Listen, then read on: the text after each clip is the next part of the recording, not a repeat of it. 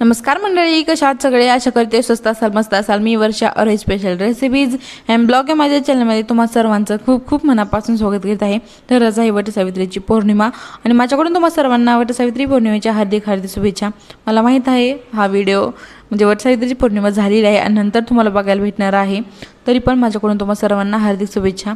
घरामध्ये मस्त अशी वडाची झाडाची रांगोळी काढली होती आणि सकाळी काय स्वयंपाक पुरणाचं बनवणार नव्हते, त्याच्यामुळे डायरेक्टली पूजाच तुमच्यासोबत शेअर करते।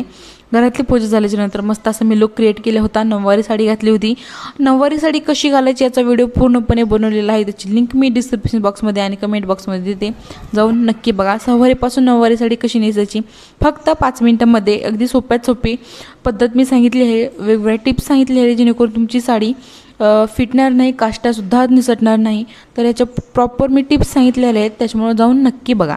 तर आम्ही सगळ्या सोसायटीमध्ये लेडीज वडाची पूजा करायला गेलो होतो। मस्त अशी पूजा केली आणि ह्यावेळेस ना वडाची पूजा करताना म्हणजे परीक्षा थोडी बघण्यासारखी झाली। वडाच्या साईडला असं गोल फिरण्यासाठी जागा नव्हती, एक मोठं असं लाकूड टाकले होतं, त्याच्यामुळं खूप हसत सगळ्यांनी पूजा केली। छान सगळ्यांनी मस्त असं पूजा केली आणि आता मी सुद्धा मस्त पूजा केली।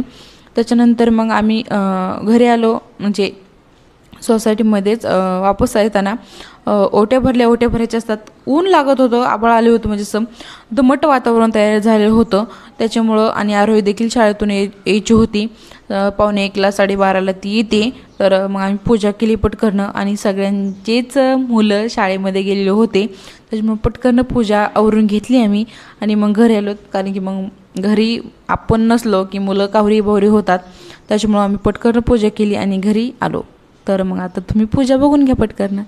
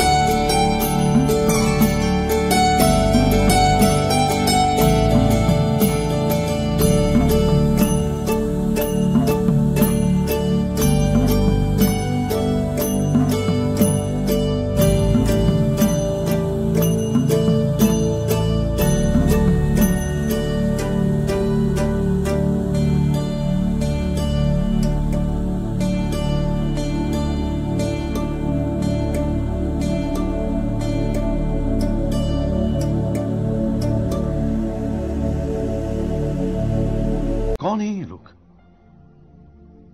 कहां से आते हैं?